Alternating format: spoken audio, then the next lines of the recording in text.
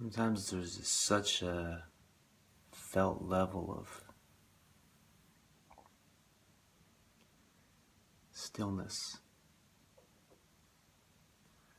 Stillness is always present, but sometimes there's a felt level of stillness.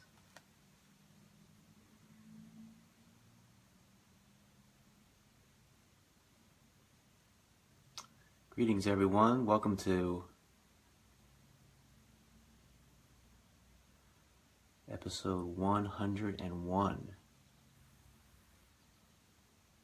of The Glow.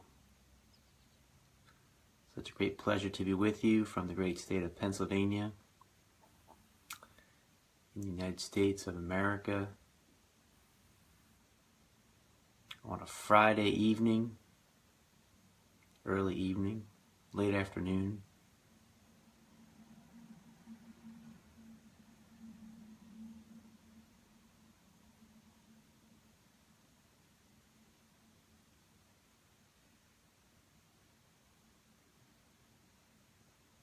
Let's take a few moments to be together, to ground in, to center in.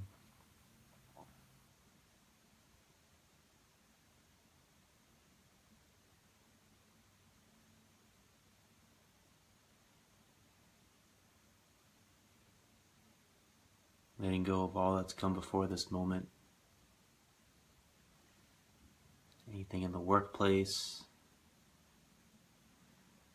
in the home, in the family, the roadways, traffic, parking. Grounding in the fully being present here together for the magic and miracles that want.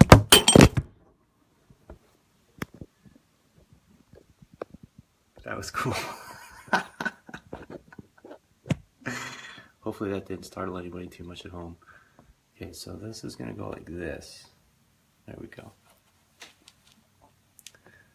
For the magic and the miracles and things that want to fall and crash down upon us. For all that wants to arise and fall, appear and disappear. Make space for the fullness of this moment through fully being present and here together. Welcome, Janny. Welcome, Roxana.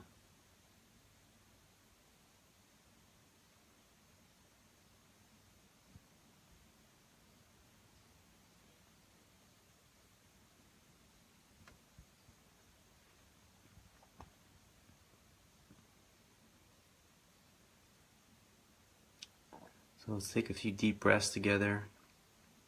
Inhale. Exhale. Inhale. Exhale. Inhale. Exhale. Inhale. Exhale. Inhale. Exhale. Inhale. Exhale. Inhale. Exhale. Inhale. Exhale. Inhale. Exhale. 3 more. Inhale. Exhale. Inhale.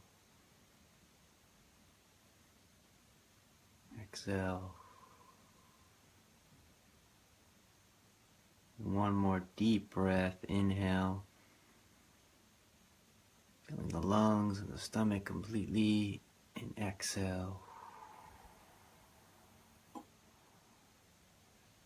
Letting go of that which no longer serves you.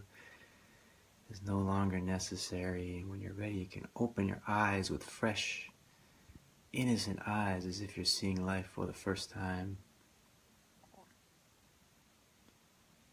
Just take a few moments to look around the space in silence.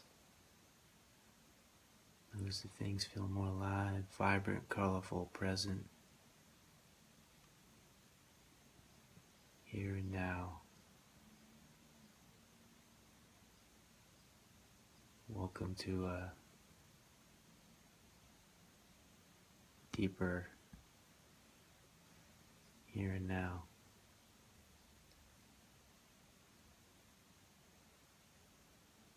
Welcome Anja, Ginger, Jenny.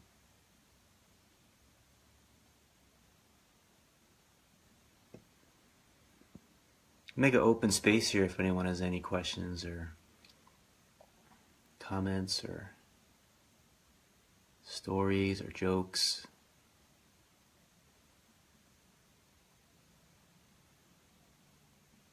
Be Breath, welcome.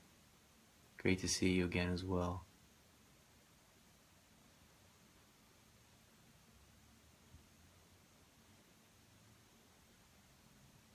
I have a story to share, which is that my son's grandmother, my mother-in-law for many years, and my friend, Mary Morrison,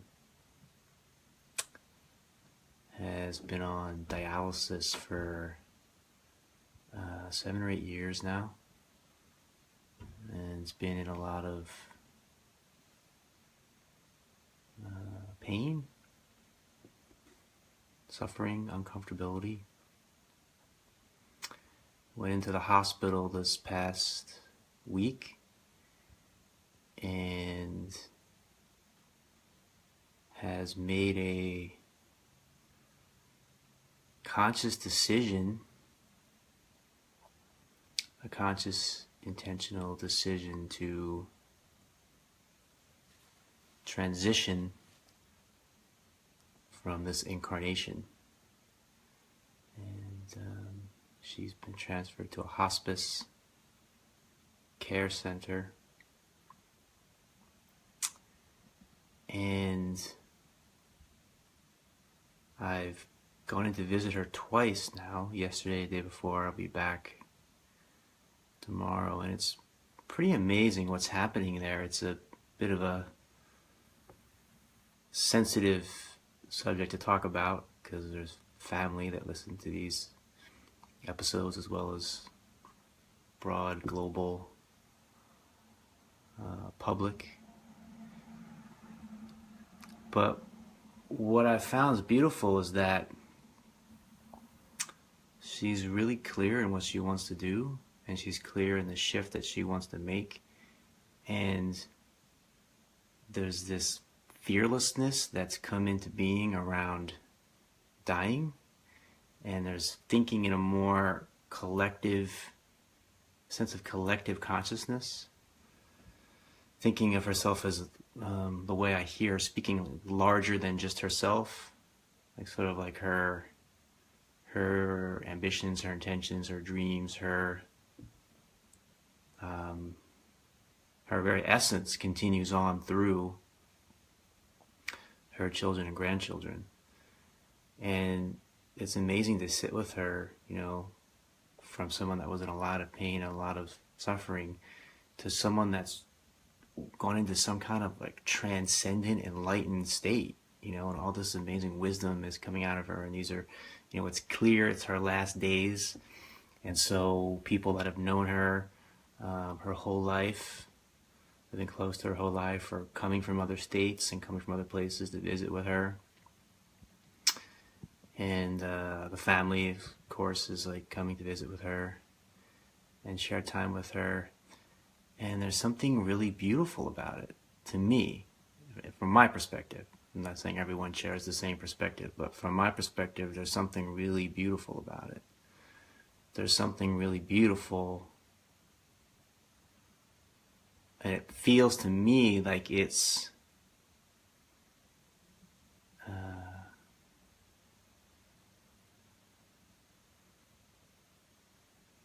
It's the future. It's the future.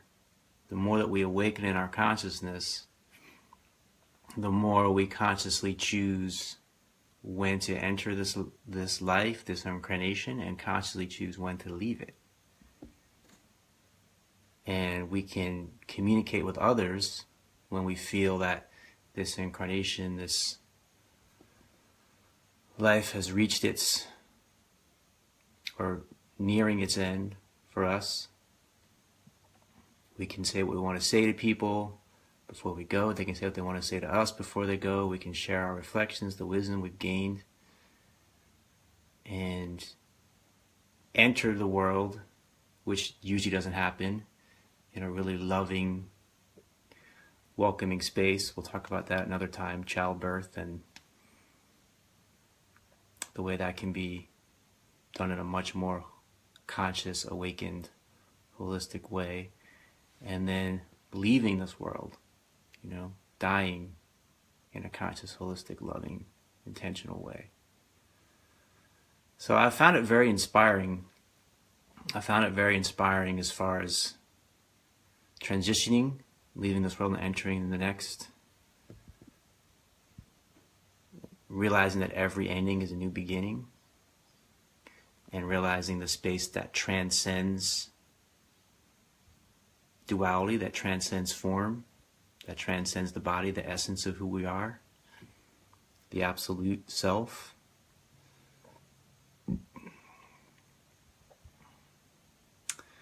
And then there's this inquiry of, why can't we live that way all the time? Why can't we live that way? Thank you for the hearts. Really appreciate it. Why can't we live this way all the time? Dying to every moment. Dying to this moment.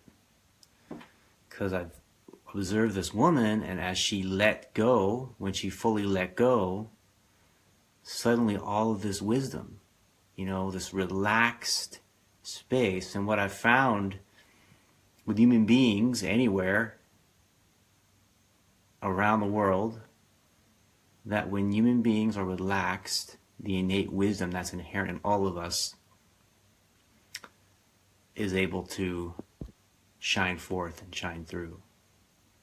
And when we're in a space when we're contracted, when we're tight, when we're in a space of anxiety, stress, and worry, that innate wisdom dries up.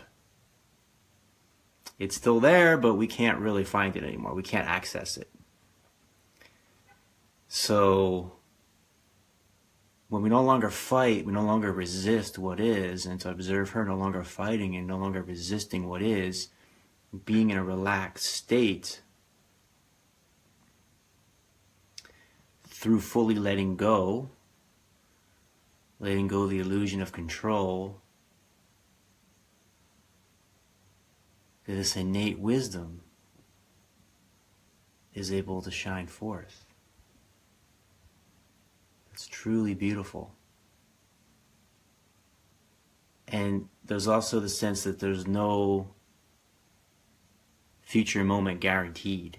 So what you find when you're in this room, in this hospice room, is because there's no future moment guaranteed.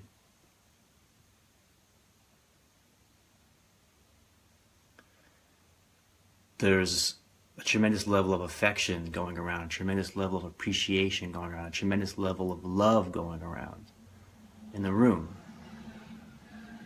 Because death is pending, right? But death is pending for all. Not just a physical death, but every moment is a death. Every moment is a death and a rebirth.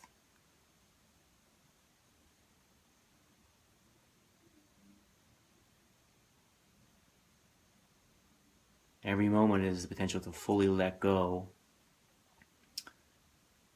of the illusion of control, of the illusion of knowing, of the illusion of understanding.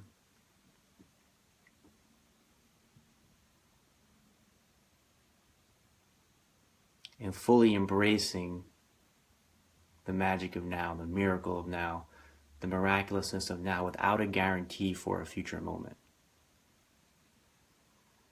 And we rest in this truth,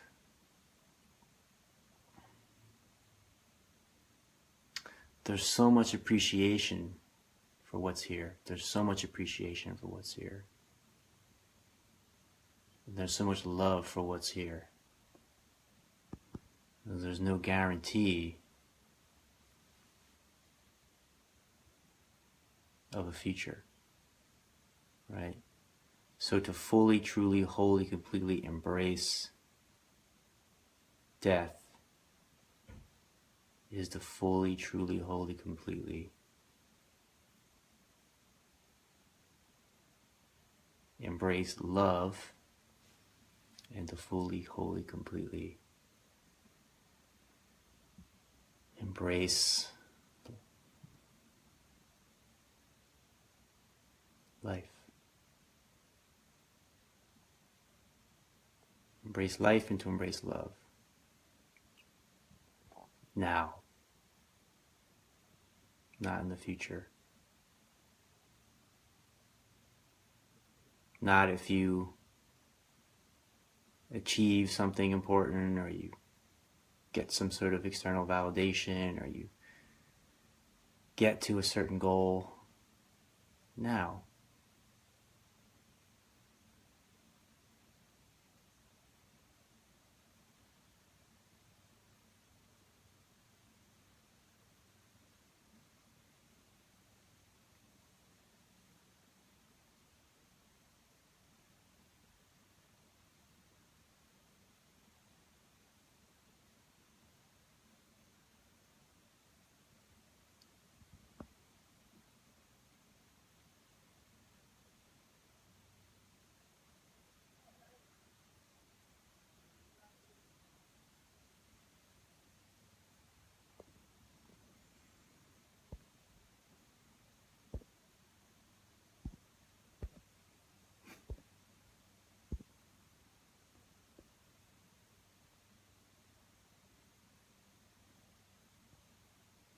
Hey Karen, Danielle, Patty.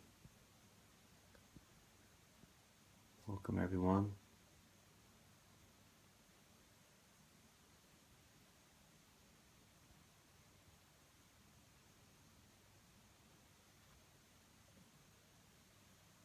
Anyone have any questions or comments as we rest in this delicious, spacious,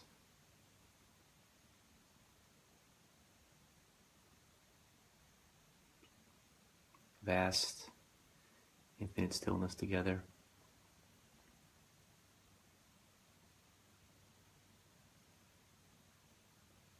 Yeah, there's something really beautiful and precious and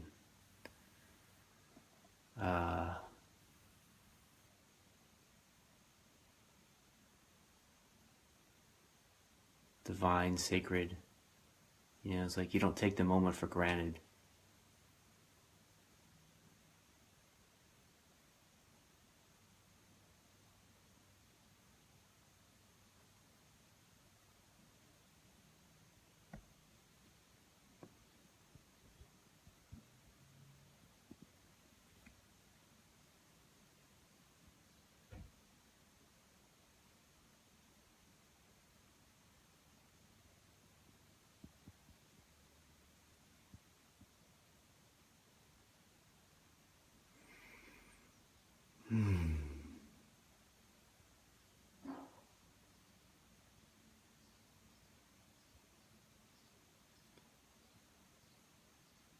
Let's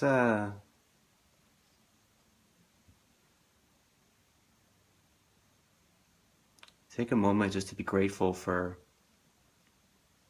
and appreciative for all that's here. You know, for all that's here in our life, for all that we able to experience and see and smell and hear, touch, feel, all we're able to imagine and think about and dream.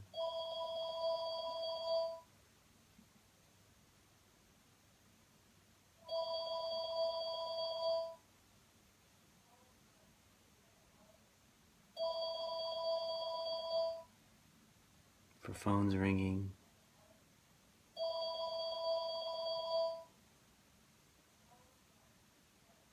for all that's here. And thank you for being here. See you in the next now.